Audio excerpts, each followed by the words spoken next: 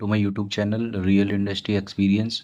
तो आज हम लोग एक बहुत इम्पोर्टेंट टॉपिक लेके उस पर डिस्कशन करेंगे और जानेंगे कि इनका आपस में क्या डिफरेंसेस रहता है और इनका कहाँ कहाँ किस किस स्टेज में यूज़ होता है इस टर्म का। इन जो टर्म्स मैंने तीनों आज डिस्कस करने के लिए ली हुई हैं। तो ये प्रोजेक्ट जब डेवलप होता है, कोई भी प्रोडक्ट डेवलप होता है प्रोजेक्ट में, तो इसका शुरुआती दौर में बहुत कॉमन सा यूज़ होता है इन टर्म्स का। और हम लोग देखेंगे कि इन टर्म्स का किन किन फेजेस में यूज़ होता है। तो आज हम लोग जो टॉपिक लेने वाले हैं वो R F I, R F Q और आर एफ पी है। ठीक है, तो हम लोग जानेंगे कि ये तीनों कैसे यूज़ होते हैं, कहाँ कहाँ यूज़ होते हैं। सबसे पहले बात करते हैं आर एफ आई की। तो आर एफ आई का मतलब क्या है? Request for information. तो रिक्वेस्ट फॉर इंफॉर्मेशन क्या है कि लेट अस सपोज एक कंपनी है, वो अपने वेंडर या फिर कोई भी सप्लायर है। ठीक है, कंपनी किसी दूसरे वेंडर या फिर सप्लायर से एक बेसिक जो कंपनी की रिक्वायरमेंट होती है ना, बेसिक इंफॉर्मेशन वो कलेक्ट करती है। ठीक है, मतलब किसी का लेट अस सपोज कंपनी का प्रोफाइल क्या है, मैन्युफैक्चरिंग कैपेबिलिटीज़ क्या है, सर्टिफिकेशंस कौन कौन से ले रखे हैं, प्रोडक्शन कैपेसिटी क्या है, एक्सपीरियंस कितना है, कितने कितने साल से कंपनी चल रही है, उसकी क्वालिटी स्टैंडर्ड्स क्या हैं। तो ये सारी इंफॉर्मेशंस वो कंपनी अपने सप्लायर या वेंडर से कलेक्ट करती है। ये सिर्फ इंफॉर्मेशन वाला फेज है। ठीक है, सेकंड बात करते हैं आरएफपी की। आरएफपी का मतलब क्या है? Request for proposal.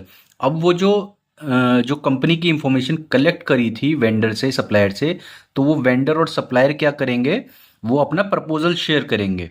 ठीक है, उसमें क्या है, केवल इंफॉर्मेशन नहीं होती है, उसमें वो प्रपोजल भी अपना शेयर करते हैं विद सॉल्यूशन। ठीक है, तो उसमें क्या क्या चीज़ होती है? टेक्निकल सॉल्यूशंस होते हैं। ठीक है, उसमें डिज़ाइन अप्रोचेस होती हैं, उसमें टाइमलाइन होती है, कितने टाइम में मैं कर दूंगा, उसमें कॉस्ट एस्टिमेशंस होता है, उसमें प्रोजेक्ट प्लानिंग्स होती हैं। तो ये सारी चीज़ें वो प्रपोजल में डाल के अपने कस्टमर को या फिर जो कंपनी है उसको शेयर करते हैं। ठीक है, हमारे जो सप्लायर हैं या फिर वेंडर्स हैं।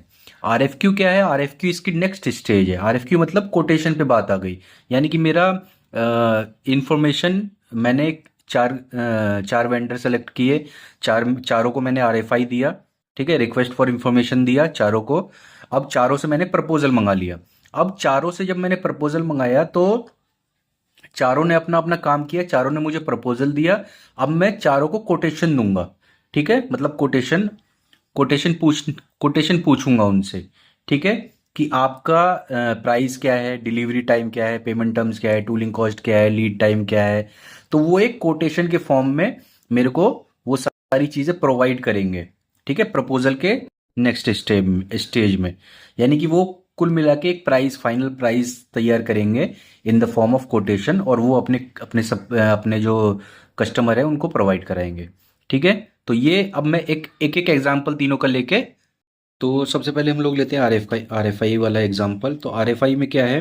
लेट अस सपोज एक कंपनी जो है एक कंपनी जो है एक प्लास्टिक इंजेक्शन मोल्डिंग का कोई सप्लायर ढूंढ रही है। ठीक है, वेंडर ढूंढ रही है। तो वो क्या करेगी? आर एफ आई शेयर करेगी। ठीक है, सारे वेंडर्स को जितने भी वो ढूंढ रही है, सारों को ढूंढ के आर एफ आई शेयर कर देगी और उनसे उनसे इंफॉर्मेशन कलेक्ट करेगी।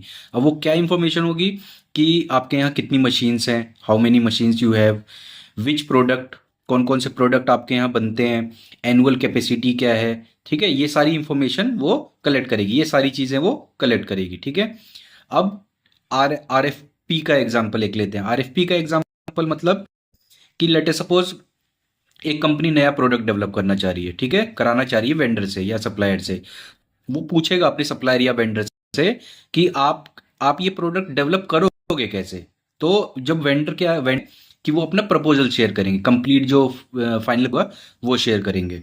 अब आर एफ क्यू क्या है? आर एफ क्यू में मेरा रेडी होता है। ठीक है, रेडी 2D अगर नहीं होता 3D तो होता ही होता है। जो कंपनी है 3 वेंडर्स के पास शेयर करती है, बोलती है कि आप इसका कोटेशन भेजो कि आपका प्राइस क्या रहेगा इसका। ठीक है, तो ये बेसिक बेसिक जो है वो डिफरेंसेस बता दिए विद एग्जांपल कि आर एफ और आर एफ क्यू में क्या जानना बहुत जरूरी है। कई बार इंटरव्यूअर पूछ देता है, बहुत बेसिक सा क्वेश्चन है, बहुत लोगों को किस किस स्टेजेस में हम लोग कब आरएफपी करते हैं, कब आरएफक्यू पे बात जाती है।